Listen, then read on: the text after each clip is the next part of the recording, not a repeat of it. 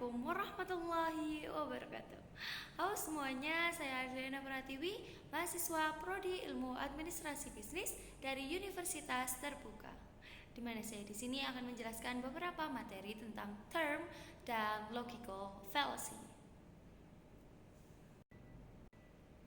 Yang pertama, kita akan membahas tentang term. Apa itu term?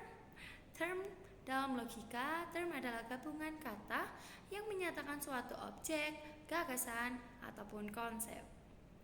Term merupakan elemen penting dalam proporsi atau menyatakan hal yang logis. Ada 3 macam term yang akan kita bahas saat ini. Yang pertama ada term konkret dan abstrak. Term konkret menyatakan benda atau objek nyata yang dapat ditangkap oleh panca indera, seperti mata. Yang pertama, untuk sebagai contoh, kita ada jendela, mungkin kursi yang sedang saya pakai saat ini, dan tentu saja handphone yang saya gunakan untuk merekam saya saat ini. Dan yang kedua, ada term abstrak, yang menyatakan konsep atau ide yang tidak bisa ditangkap langsung melalui panca indera, seperti keadilan, cinta, dan kebebasan. Yang kedua, ada term umum dan khusus.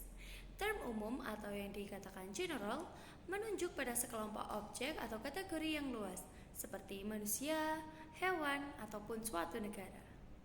Dan yang kedua ada term khusus atau term spesifik, menunjukkan pada satu objek atau bagian kecil dari kelompok umum, seperti Socrates, Indonesia, kucing peliharaan saya, ataupun semacamnya.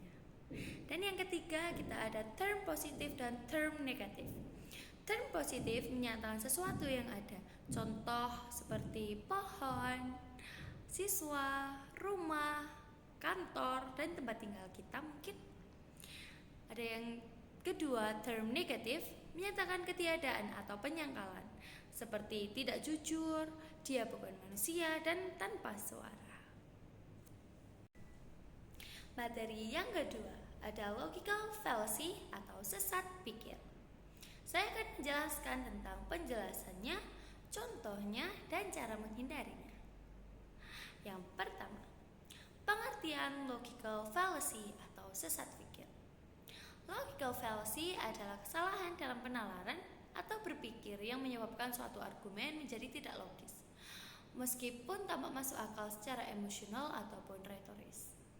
Fallacy sendiri dapat menyesatkan atau melemahkan diskusi yang sehat. Berikut jenis-jenis logical fallacy. Yang pertama ada ad hominem. Ad hominem sendiri menjelaskan bahwa menyerang pribadi lawan, bukan isi dari argumennya. Sebagai contoh, kamu kan ahli ekonomi, jadi argumenmu soal pajak pasti tidak valid. Mengapa hal tersebut salah? Argumen harus dinilai dari logikanya, bukan siapa yang menyampaikan. Dan yang kedua ada strawman atau manusia jerami. Manusia jerami di sini menjelaskan bahwa manusia akan mendistorsi argumen lawan agar mudah dipatahkan. Sebagai contoh, kita dapat mengambil contoh bahwa kita harus menghemat air. Dan dia bilang kita harus hemat air. Berarti dia mau kita tidak mandi sama sekali. Agar tidak menggunakan air itu, hal tersebut salah. Mengapa salah? Argumen lawan disalahartikan secara sengaja dan itu tidak diperbolehkan. Yang ketiga ada false dilemma atau dikotomi palsu.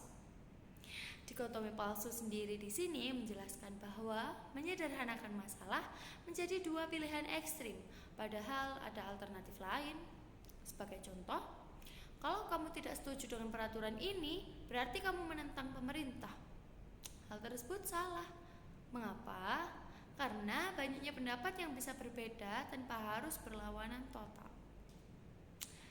Dan kita bisa mentoleransi hal yang berbeda tersebut. Yang keempat ada slippery slope atau lereng licin. Apa itu? Hal itu berarti menganggap suatu tindakan kecil akan memicu rangkaian peristiwa negatif yang besar tanpa bukti nyata. Sebagai contoh, Kalau kita diizinkan siswa bawa HP, nanti mereka tidak belajar, lalu mereka jadi bodoh. Akhirnya mereka gagal dalam hidup dan masa depannya. Mengapa hal tersebut salah?